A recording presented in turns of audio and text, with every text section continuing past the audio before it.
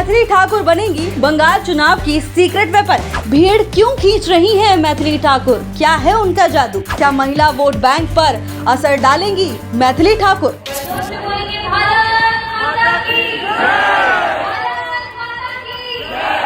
पश्चिम बंगाल के चुनावी रण में जहां एक तरफ प्रधानमंत्री नरेंद्र मोदी, अमित शाह और योगी आदित्यनाथ जैसे दिग्गज नेता पूरी ताकत झोंक रहे हैं, वहीं दूसरी तरफ एक ऐसा नाम भी तेजी से उभर कर सामने आया है जिसने सबका ध्यान खींचा है। वो है मैथिली ठाकुर।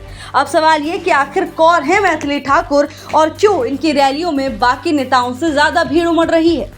दरअसल बिहार के अलीनगर से विधायक, पेशे से गायिका रही मैथिली ठाकुर इस बार बंगाल में बीजेपी के अनौपचारिक स्टार प्रचारक बनकर उभरी हैं। दिलचस्प बात यह कि शुरुआत में उनका नाम स्टार प्रचारकों की लिस्ट में भी नहीं था। आज हालत यह है कि उम्मीदवार खुद उन्हें अपने क्षेत्र में बुलाना चाहते हैं। अब समझते हैं आखिर उनका ये मैजिक कैसे काम कर रहा है। पहला कारण, मिथिला कनेक्शन। मालदा, मुर्शिदाबाद, उत्तर दिनाजपुर जैसे इलाकों में बड़ी संख्या में बिहारी और मैथिली भाषा के लोग रहते हैं। जब मैथिली ठाकुर अपनी मातृभाषा में बात करती हैं तो वो सीधा दिल तक पहुंचती हैं। दूसरा कारण है युवा और महिला कनेक्ट। एक युवा महिला विधायक होने के कारण वो खासकर महिलाओं और युवाओं के बीच रोल मॉडल की तरह उभर रही हैं। तीसरा उनका यूनिक स्टाइल। जहां बाकी नेता सिर्फ भाषण देते हैं, वहीं मैथिली अपने संबोधन की शुरुआत जय मां काली और लोकगीतों से करती हैं, यानी राजनीति में सॉफ्ट पावर का इस्तेमाल।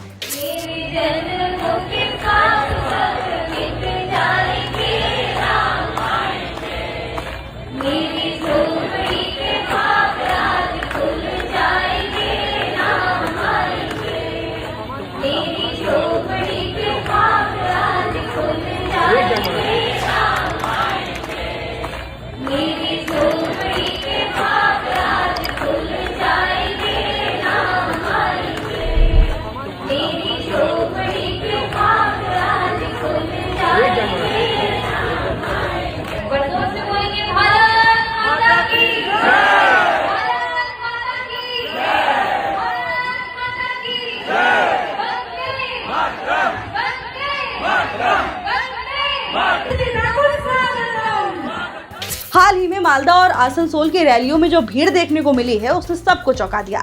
कई जगह तो हालात ऐसे बन गए कि पुलिस को भीड़ संभालने के लिए इंतजाम करने पड़े। राजनीतिक विश्लेषक मानते हैं ये सिर्फ भीड़ नहीं बल्कि एक खास वोट बैंक है। महिलाएं और प्रवासी मतदाता, सीधा असर डालने की रणनीति है।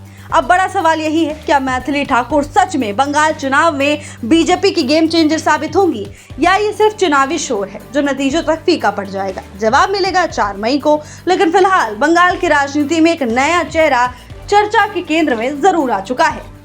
दीदी तो बोलती है बिहार और यूपी में नारी खुद सुरक्षित नहीं हो, बंगाल में आके क्या बीजेपी की दीदी के बोलने से थोड़ी ना होगा। हम खुद बिहार से आए हैं और मैं खुद बिहार की बेटी हूँ और हम लोग बहुत सुरक्षित हैं।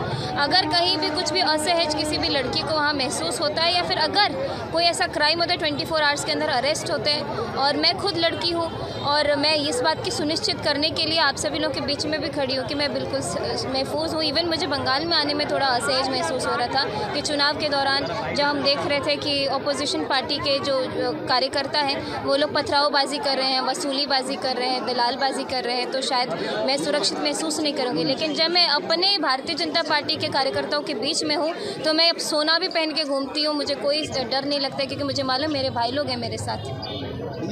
2026 में परिवर्तन होगा?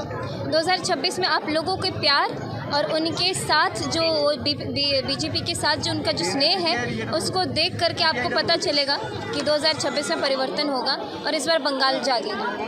बोला जाता है कि जब भी चुनाव आता है तो केंद्रीय एजेंसी को बंगाल में लगा दिया जाता है, CBI, EDI सब एजेंसियों को लगा दिया जाता है विरोधी दल के नेता को परेशान करने के लिए।